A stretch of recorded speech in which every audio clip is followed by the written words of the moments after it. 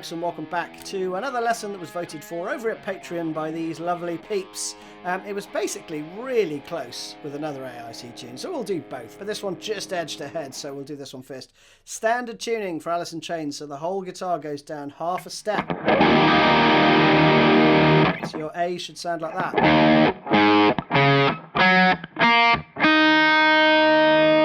And for tones, grab your favourite distortion pedal. I'm sticking with the Empress Heavy for this one. You don't need loads and loads of gain for this one. It's not one of his more higher gain tones. In fact, that's why I'm using this guitar, because it's got slightly lower output pickups, and I felt it just got a bit closer. So let's crack on with the first riff.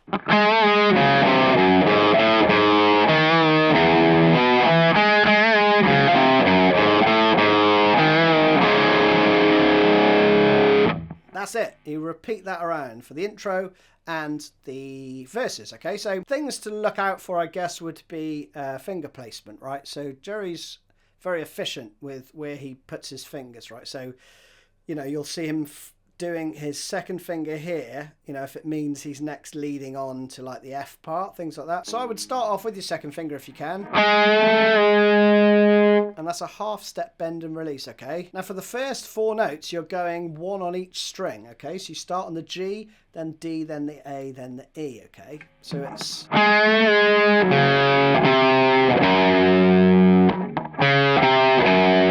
Okay, and I use my third and second finger there for the fourth fret and the third fret. Then you've got... And that last note hangs over into the next bar. And again there, you're going to do a half step bend and release on the second fret on the D string. And then first fret on the E string.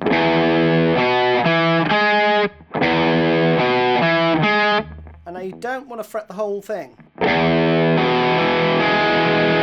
because the notes don't ring out like that, okay? But you want to roughly have them in that position, just so it's quicker to get to them, right? Then round again. At that point, you go to a D5. And you can hit the A string as well if you want, the open A. Let me do that round one more time slowly, so play it along with me if you can. 2, 3, 4.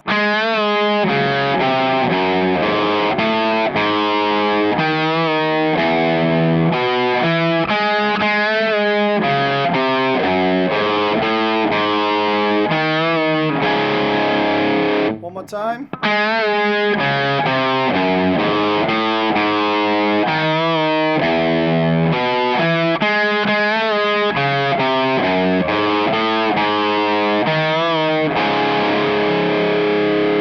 For the sitar part, you're going to play 2, 3, 4, 1.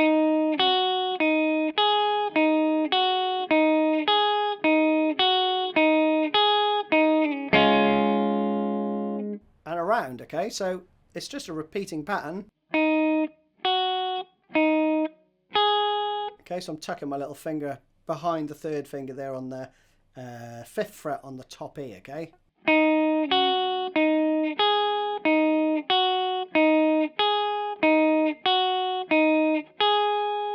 And then you play, slide down to the D shape, okay, 2, 3, 2. That's it, really straightforward stuff. Then you've got the chorus part, which is quite easy, but it's got a subtle variation in rhythm between the first and the second time round. So it goes...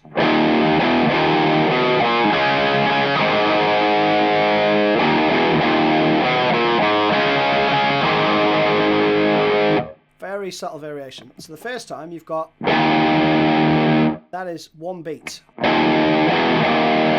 Then you've got F to E again, right? 3, 2. And you go to the D5 again there.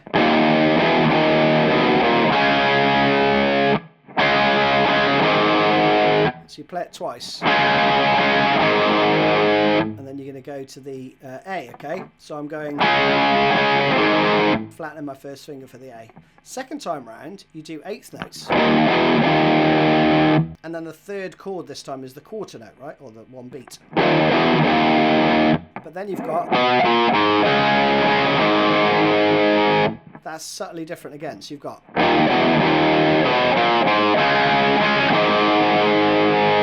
Alright, but that bit is the same both times. So one more time slowly through the whole thing. 3, 4...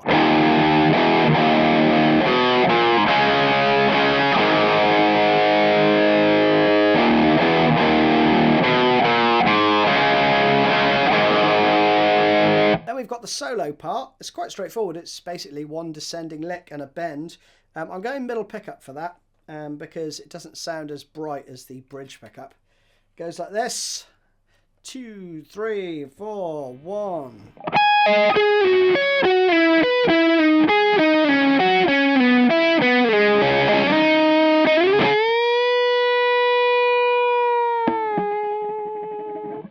That's it.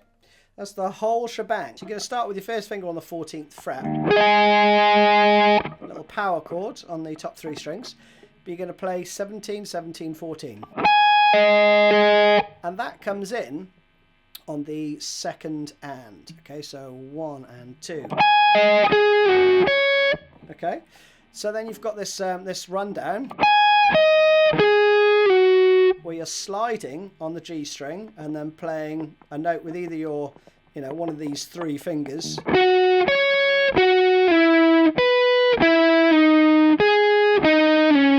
Depending on where it is in the scale, right? So, first part. That's the first bit, nice and easy. Then you're going to go 12 to 10. 13th fret. This part is where it changes, all right? So far we've got...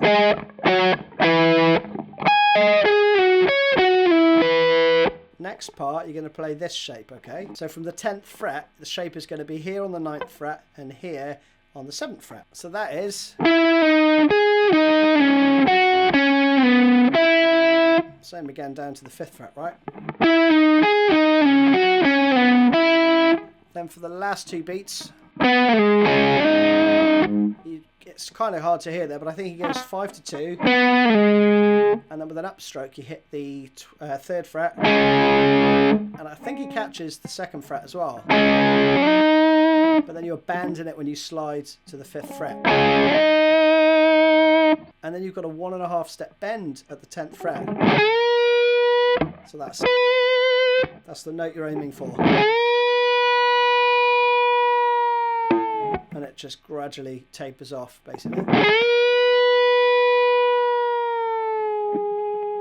So the whole thing slowly. 1, 2.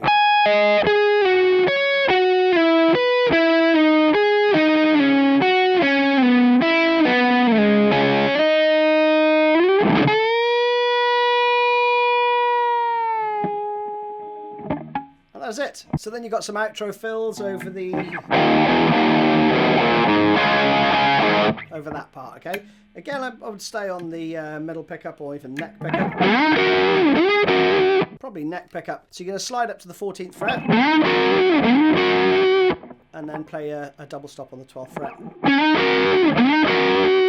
Next fill goes. Okay, so that's 1, 2, 3, 4. Something like that, I think it is. So you've got a full step bend on the 7th fret on the D, and then it's pre-bent and released. So you can bend it up or bend it, down towards the ground. Up to you. And then I'd pull that off.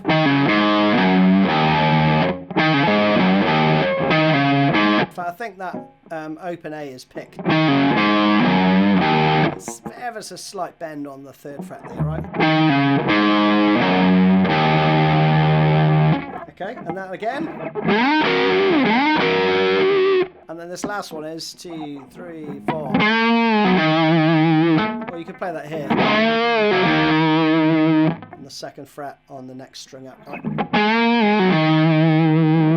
So it's a full step bend and release. Pull off to the 5th and then 7th fret on the next string down. Then the last part is the outro, which just goes. I